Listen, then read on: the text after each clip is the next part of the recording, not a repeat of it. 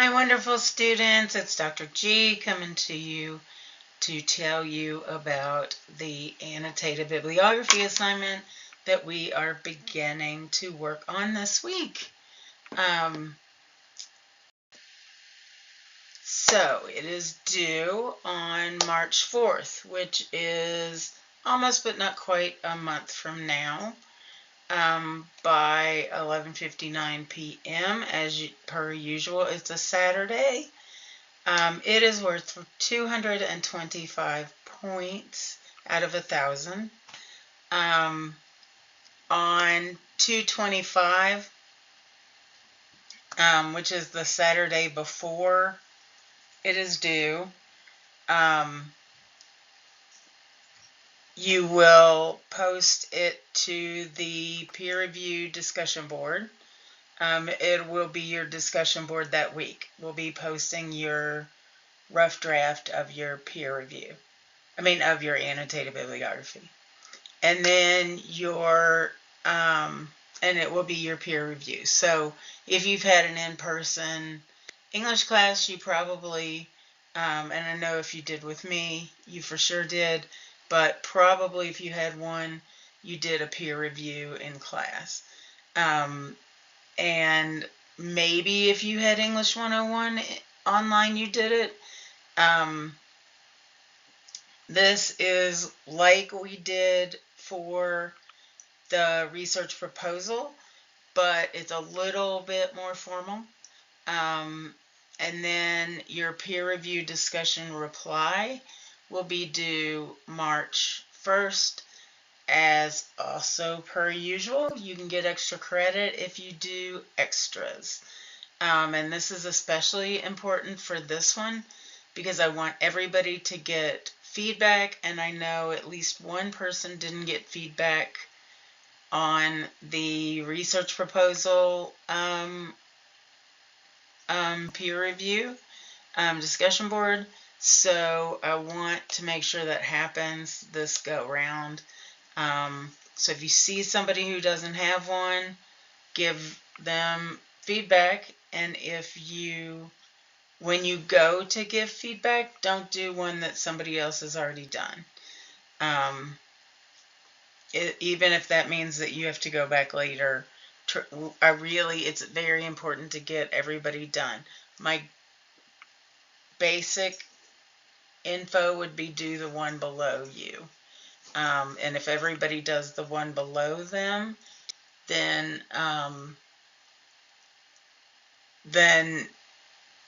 everybody will get done. The peer review, each one is worth 10 points. So as far as the two go, you don't get quite as much extra credit for doing another reply as you do for the first one, just because I really can't do that. But you do get some. And so those are worth 10 points each this go. And this is a cute little picture.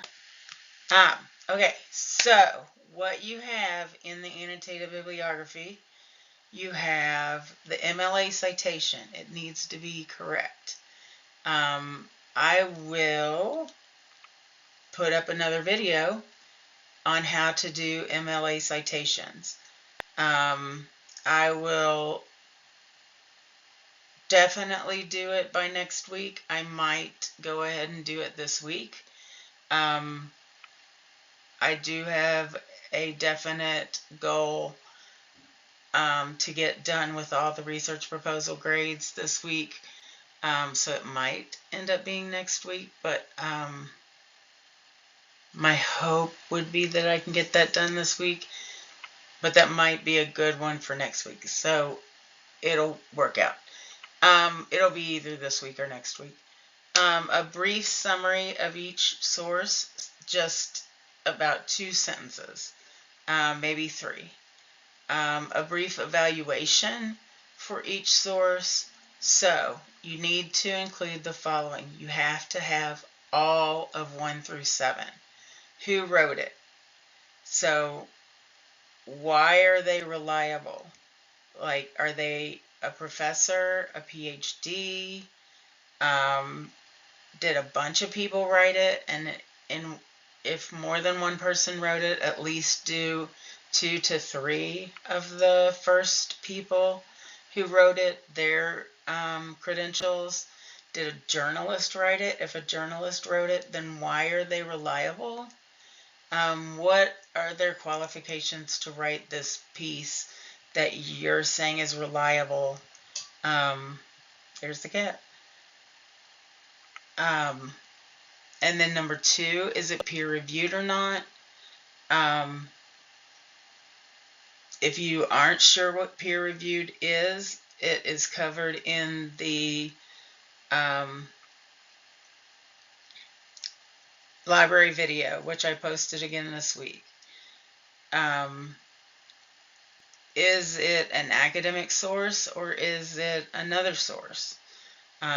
Another source would be from a reliable newspaper, magazine, etc. And by newspaper, it would need to be like a city newspaper, a magazine, so New York Times, Washington Post, Courier Journal, LA Times, etc. Even if you're doing something in a small town, which I don't think anybody in this class is, but a small town newspaper would be fine if it's reliable. A magazine, but the magazine would need to be a reliable source. Time, Newsweek, New Yorker. There's tons of them.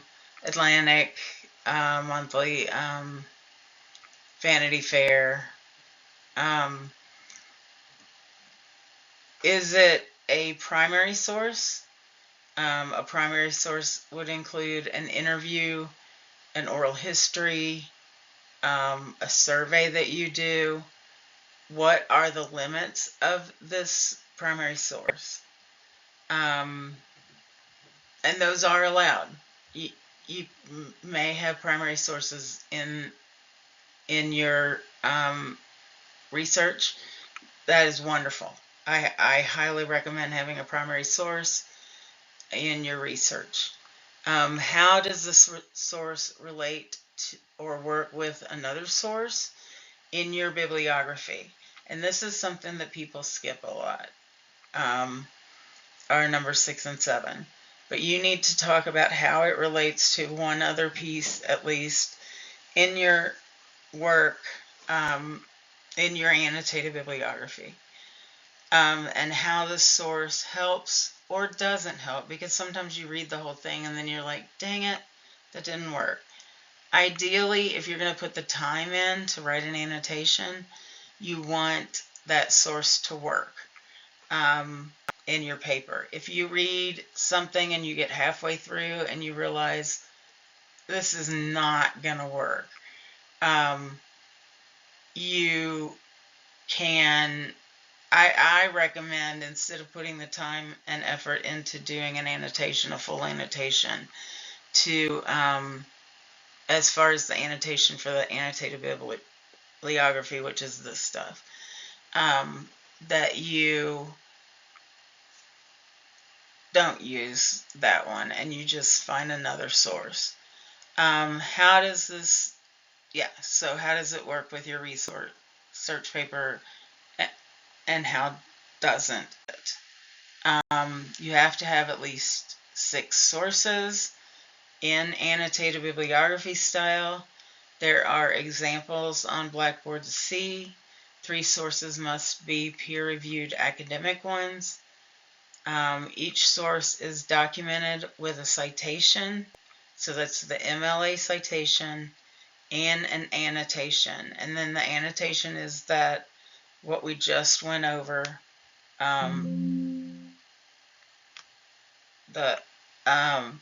The annotation should be at least 150 words long. That doesn't include the citation. It's probably, to cover all of that, going to be more like 250 to 300 words long.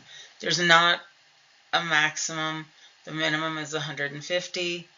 per annotation, but you can go over that. They have to be in complete sentences. Don't write one da da da da, two da da da da. You're writing it's a paragraph. It might be more than one paragraph, but I hope that helps. If you have any questions, my cat is on my nerves. If you have any questions, feel free to get to me and ask me. And you're wonderful and you're terrific. And thank you. Bye.